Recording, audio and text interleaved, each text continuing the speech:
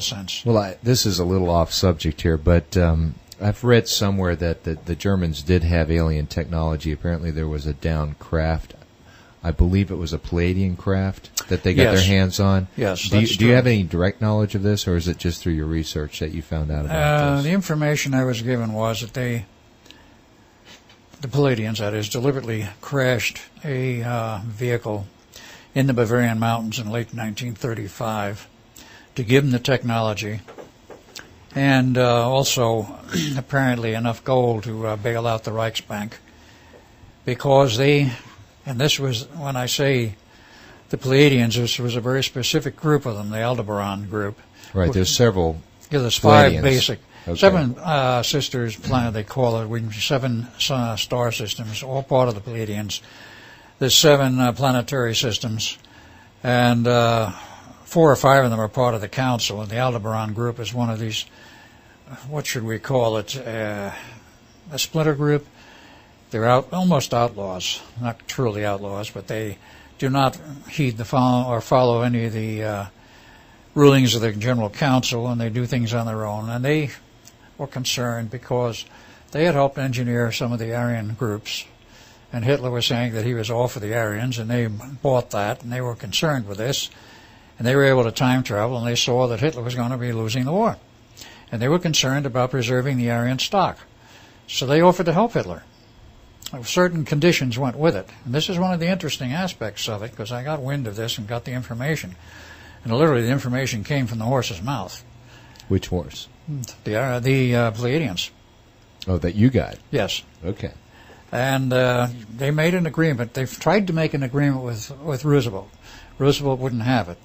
And they said at that point they realized, because they would not, Roosevelt would not work with them, they realized there was going to be World War II. Because if Hitler had not come to the power point, which he did, because of the aid he got, and Roosevelt had accepted the help of the Pleiadians to get out of the Depression, which part of was concerned, their concern was that Roosevelt abjured war. In other words, will follow a peaceful course and not get involved in Europe. It could have avoided World War II. That was what the Pleiadians' basis of thinking was at that time, as I understand it. And I have to say, as I understand it. Yeah, that's true, and I'm sure we're going to get into that as we talk about the Montauk Project. But what do you think the negative side for us would have been had we made those agreements? That's a very good question. Certain things happened. And this is, of course, looking at the overall spectrum, which you can do now much better than you could, let's say, in 1940 or 35 even. Hitler was given help. His rise to power came in 1933, but his meteoric rise of the Wehrmacht, of the German war machine, was unbelievable between 1935 and 1939. He rearmed Germany and became the power of Europe, in fact, the power of the world, almost in a 4 to overnight. 5 years. Yeah. Overnight. Unbelievable. It was unbelievable. He had outside help, obviously.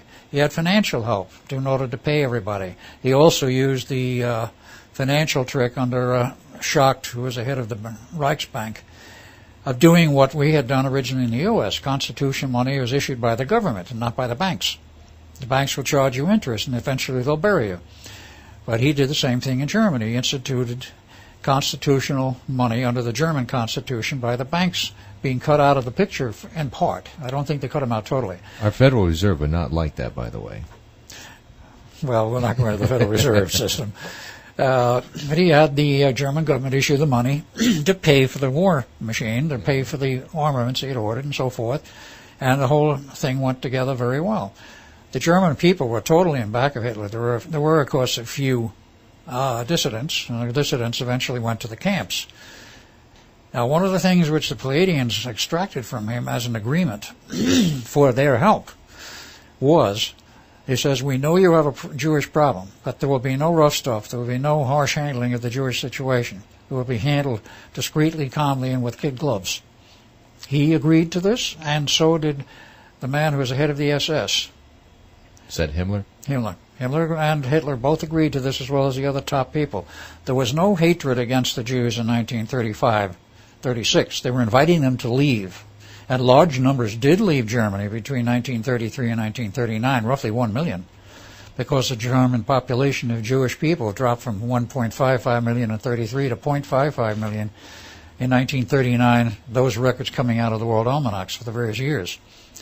So the official records show that the Germans were encouraged to leave, and they did, and they took their money and their possessions with them up to 1939. You mean the German Jews? The German Jews. Right. After that, it changed. Now, in 1941... What was the other part of the agreement, by the way? The other part of the agreement was that they wanted to see the Aryan people survive, which is why they were giving them help. Of course, Hitler, in terms of the German people, was claiming most of the German people of Aryan stock, and he was to preserve them and to make them a whole nation again, and essentially a whole civilization. But was Hitler even an Aryan himself? No, he was not. Hitler was Jewish, believe it or not. Yeah, I've come across that a time or two. Oh, yes. His mother, I believe, was Jewish. His mother was Jewish, and his true father, his official name was Adolf Schicklgruber. That was his father's name. His true father was fully Jewish. I was a Rothschild. His mother, apparently, used to do little chores and so forth for the Rothschilds, as many people in Germany did at the time, with the wealthy families. You go there, you do house chores, and you're paid for it. And the Rothschilds were known to play around, and I guess his mother must have been in line with one of the Rothschilds, and the rest of the story was that, of course, Adolf was born out of that illegal wedlock, if you will. Have you ever been able to corroborate that with anybody? Or is that just some research? That's some of the research I've done. It is corroborated by some researchers, but I don't think there's any way of corroborating that on a hard, cold, factual basis. There's not much about his parents. Very little. Sure, very, very little. Yeah, there's just the sort of the assumption out there that they may have been Jewish. But why this keen desire on his part to keep the Aryan race strong? He did a great deal of research. I mean, speaking of Adolf, he did a great deal of research in his early days. He used to live in flop houses and other places while he was growing up. His mother kept care of him part of the time, and then he'd go out on his own. He did a lot of research during that period of time in the University of Library at Vienna. He never went to the university, as far as I know.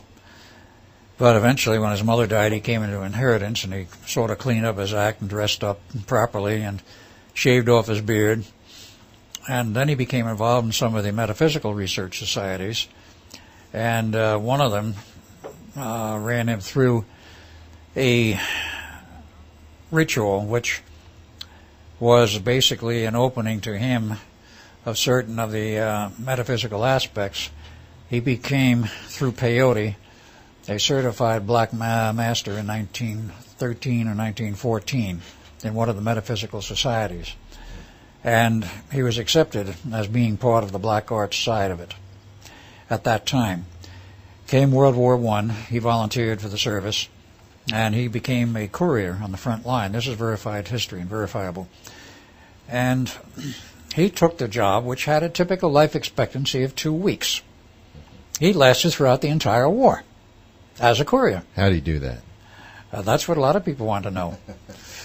He was injured slightly once. That's the only time in his entire life he was ever injured. Every attempt on his life made in the later days when he was Adolf Hitler in Germany failed. He would leave before the bombs went off. Whatever else happened, the bombs refused to go off. They could never hit him. You think that had something to do with his black magic? He was accepted as a black master. He also had his connections with Tibet, with the Black Hat group in Tibet. He had connections there through not only himself, but through the SS organization. They had their own little, shall we say, black arts group or society. There was various connections which have been researched by various people. One of the researchers was a man that wrote the one of the principal books on Hitler's life, The Spear of Destiny. I think it was Jim, I'm not sure, Jim or James Ravenscroft, who went through the whole metaphysical history of Hitler. He got all the information straight out of Hitler's mouth. When Hitler was before the war, basically. Well, I thought before the war he was interested in art. And actually applied Yes, he to was. an art He was an artist institute also. and got rejected, and that's the reason why he turned out so bad. Well, that's one of the theories. He did do a lot of paintings. He was not officially accepted. He tried to get him into Vienna and the art groups there, and they rejected him. I've seen some of the pictures of some of his artwork have survived. I don't know whether the actual artwork has survived or not, but many photos were made of his artwork. Actually, he wasn't a half-bad artist. I've seen much worse. I won't say I've seen much better, of course. But he was an artist of some note, and he liked to do his own paintings. This was in the early days before he got into the political movement. Now, how he got into the political movement, I think, is open to a lot of grabs in terms of what is the real history. Somehow he became involved with his own group, cronies and the brown shirts. Then they had, of course, the financial collapse of Germany in 1923, where they took a wheelbarrow full of money to buy a loaf of bread. That was deliberately engineered. Then they had Germany so weak they were going to try and get the communists to take over. He had no connection with the communists other than he was totally against the communist movement, and that was the political basis on which he started his career, saying Germany should be for Germany, would keep the communists out, and he promised us the German people, and they backed him because of this, and he did keep the communists out, because they were close to taking over power also in Germany around 1928-29. Sounds like he was just a brilliant man who knew how to take advantage of everything that was in front of him. He was a very brilliant man in terms until of... the end, of course, when he became Well, he insane. went off the deep end at some point, but before that, he was a very brilliant man. He was an astute politician, if you will, in the sense of being aware of political history. And he saw, apparently, the history that should have been Germany's, not only from the standpoint of World War I and the way Germany was dealt very badly at the peace table, but also the fact that Germany and the German race, he got into the whole Wehrmacht thing, he got into the Wagner thing and Wagner's ideas, which were expressed in music, and he realized and believed that Germany should have a place in the sun and a place in the future, and then he became his battle cry. Sure did. And do you think he knew he was Jewish? Of course he knew what he was. But this is one of the aspects, you see, because of it, I believe, now I have to put this as my belief, because of his Jewish connections and what he knew of his connections with the Rothschilds and other Jewish groups, he took a great dislike to the way they were maneuvering the banks and so forth, and he saw them as a threat. He saw them as a threat to Germany. He saw them as a threat to the future of Germany. And one of the things he promised early on after he was fully in power, that is after the burning of the Reichstag, and he declared himself dictator. First he was the Reichschancellor, then he became dictator. And the German people bought it because he promised them everything, and he delivered on his promises in the first few years up till 1939. Now, do you think any of that had to do because of his black magic background or I think contact with aliens? I think it had a great deal to do with his black arts background, plus he became involved with the aliens. Now, how he became involved with the aliens is a great mystery in itself. I do not know how that came about, other than the fact that he was approached. Now, why he was approached by the Aldebaran group, but that I don't know, other than what I understand, that the Aldebarans were concerned about preserving the Aryan connection. Okay, but you're saying that you did speak with a Pleiadian who gave you information about this relationship he had. Is that correct? Yeah, I got information both indirectly and directly. And he was contacted, and they made the deal with him. They would help him. And apparently they were not expecting him to go to war. You see, one of the things that's been lost in the history of World War II, and is mistaught or misunderstood in both cases apply, was that Hitler declared war on England. No, he did not. He said he would never declare war on England. He made that as a point of honor. He said, they are Aryan people. I will never declare war on them. See, Winston Churchill declared war on Germany. Well, what about Poland and all the rest That was of it? because of the Polish incident, because there was a secret alliance between England and Poland. Now, the story goes historically that Hitler attacked Poland, but they neglect to state the fact that apparent, and I have to say apparent because this is what the history says when you dig, Polish regulars crossed out of Poland into the corridor area of Germany and attacked German soldiers and a German outpost or something like this. And this, if true, was an act of war against the German nation. Of course, it became known immediately to Hitler, and Hitler sent his regulars in after them to chase them out of this area, and he crossed over into Poland. Now, this was considered by Poland an act of war on the part of Germany. They contacted England, and Winston Churchill took this as an excuse to declare war on Germany, which he did. Now, Germany, in retrospect, had to declare war on England because they had war declared on them. What about France and... They sided, of course, with England. That's but right. the initial action was England declaring war on Germany because of the Polish incident, and then France immediately joined in with England. And then, of course, the thing was laid out from about 1 September, I think, was the attack by Hitler across the border into Poland. Went quickly. It went very quickly from Very that point quickly. on. Yeah, he was well ready, though.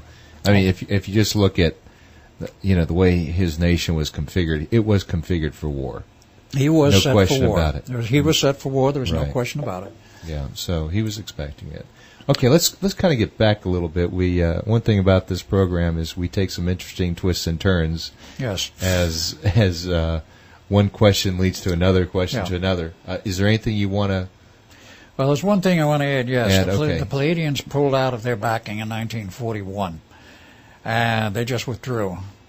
I've not been able to get a hardcore reason why, but it was also known that 1941 medically, Hitler was in sorry shape. It was stated by his doctors and by historical reference that he developed a bad case of syphilis, possibly a terminal case of syphilis, and they didn't expect him to last much longer, but he did manage to last a lot longer. Quite a few years, in fact, until 1983. How he got the syphilis cured, nobody knows. But it was also noted by... Wait, did you say till 1983? 93. 93. 93. Okay. He did not die in the bunkers after the war. That almost went right past me now. He did not die in the bunkers. This is well documented and is coming out of secret records that are now being released from the United States. That he died in 1993. That he did not die in the bunkers. They didn't say when he died in those records. Well. He had a double. It was his driver who looked a great deal like him, and it was someone in the family. It could pass easily for Hitler. So where did he actually move to? And he went to South America first, Argentina. Then he went to Antarctica, where they had the bases already set up. And then eventually he went to the United States. He was in Portland, Oregon for a number of years. Then he moved after 1960 to Arizona, to one of the small communities up north of Phoenix, not Flagstaff, but Prescott. He was there until 1984. as a guest of the United States government? I'm not sure how it was arranged. I only know that he was there, and I know he was there because a friend of mine living upstate New York, who was one of his art dealer collectors during the war and after, had correspondence that went on with Hitler twice a year.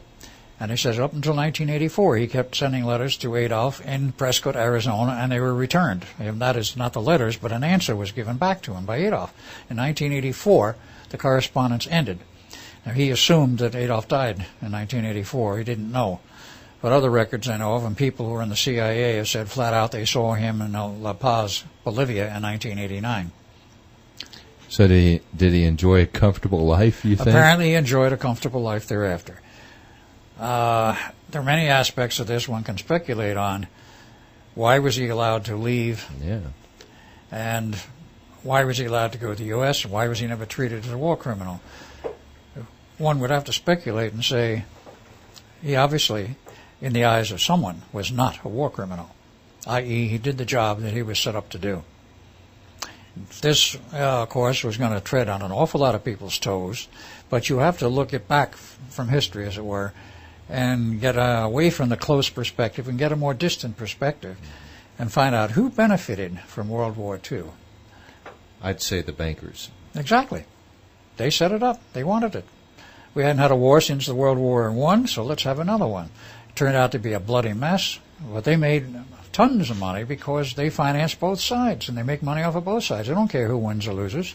They control it from behind the scenes.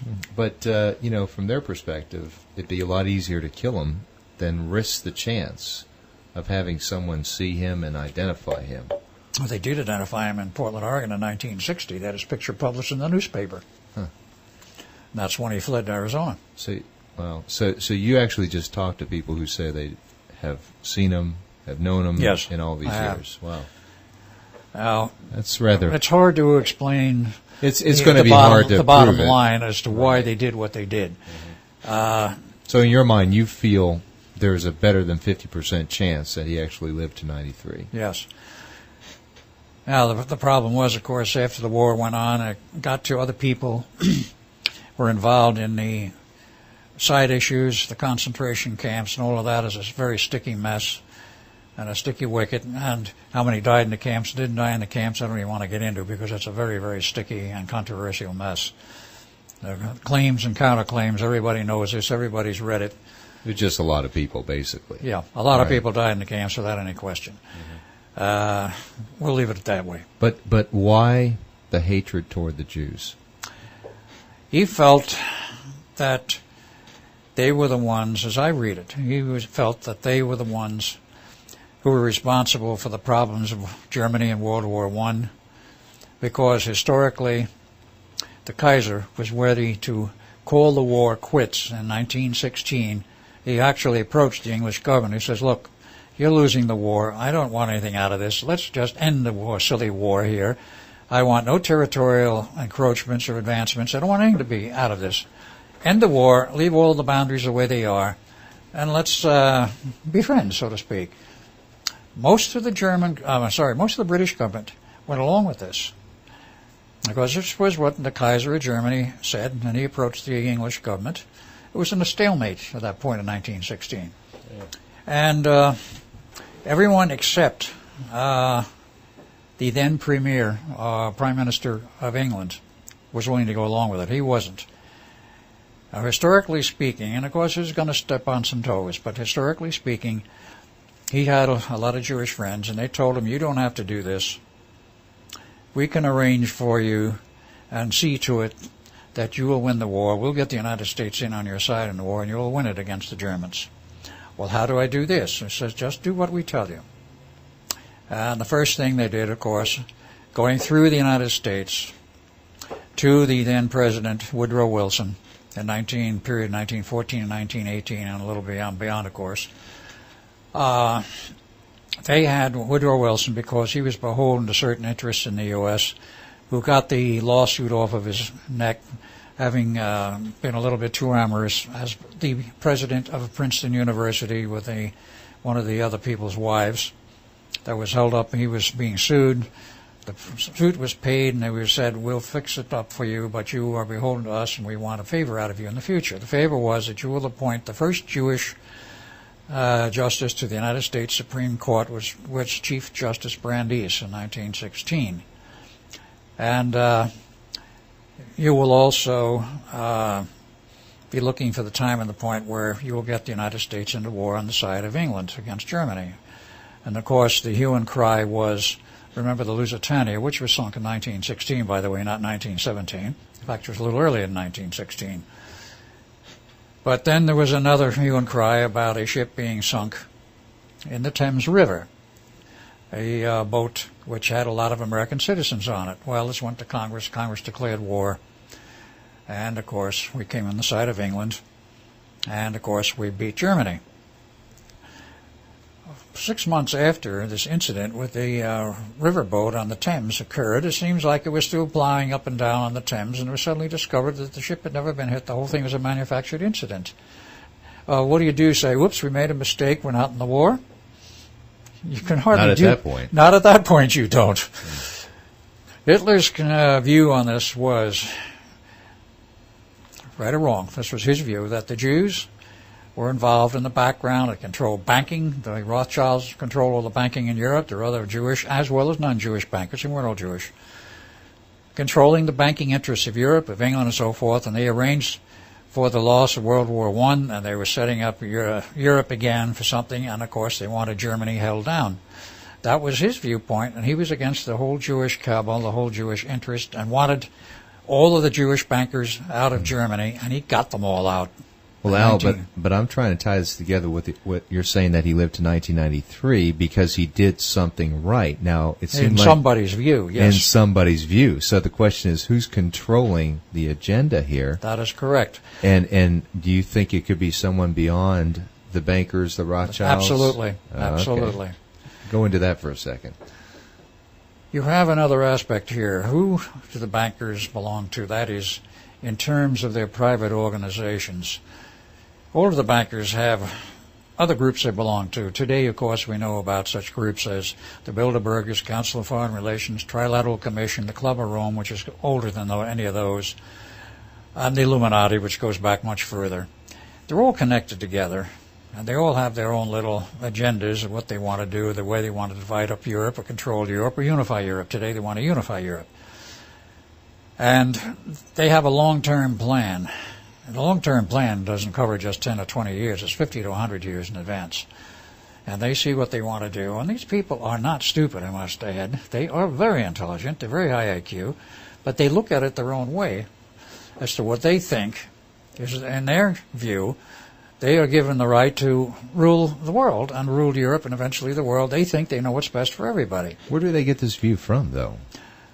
That's the good question there. The Council of the Illuminati, which is one of the top organizations, has some very strange members. I'm not familiar with all of them who are currently on there. In fact, I only knew about 2 or 3. But there is one interesting aspect, and this is verified to me personally by a friend who has been there with the council meetings. I said, tell me, is the chairman of the council human? And he says, no, absolutely not. I already knew the answer, but I was asking him. I said, you saw what the chairman was? He said, yes. What was the chairman? He says, it's Draco, 9 feet tall. So there is your connection to outside. And there's a lot of other connections that go on. Now, is the Draco part of the reptilian group? Yes, basically is a reptilian, except he's not a reptilian in terms of, in terms of what is normally considered the Orion group reptilians. The Draconians, as such, come from Draco Major, and they consider themselves the, shall we say, the royalty of the reptilian class. They consider themselves as the rulers of the reptilians. Okay, so you think that ultimately they have the power? They and other groups have the powers, and this, of course, is not just limited to Europe, and it's not limited to the bankers. Worldwide. Today, it's worldwide, and it goes into every major government on Earth. And how it's concealed and covered, of course, is the, shall we say, the agenda for all of the secrecy and the super-secrecy in every government on Earth. They don't want the people to know who's in the background and why. And there must be a reason for that. There has to be a reason, yes. I'm not going to say I know the reason. Okay, why don't you hypothesize then? You can hypothesize that they want to take over the planet. They want to cut down the size of the human population, or they want to control the human population because we have achieved a point of technology and mass production that we become quite literally an arsenal, not for democracy, but an arsenal for galactic war. Build the hardware for them to carry on their wars out there. And since, let us say, we are an arsenal, probably, and this, of course, is my conjecture, probably they are providing a certain amount of protection to planet Earth against invasion from outside. Since we've already been invaded, it's a matter of who's controlling us and to what end. Well, see, my own hypothesis is that a population is easier to control that doesn't know that they are being controlled. Absolutely correct. And that is the way it's being run today. Mm-hmm. You have all kinds of mind control techniques. You have all kinds of programs to distract humanity, to distract us with TV and the programs. Put in little bits and pieces here and there on the sci-fi shows referring to aliens, to get the idea embedded in the subconscious, well, maybe there could be aliens.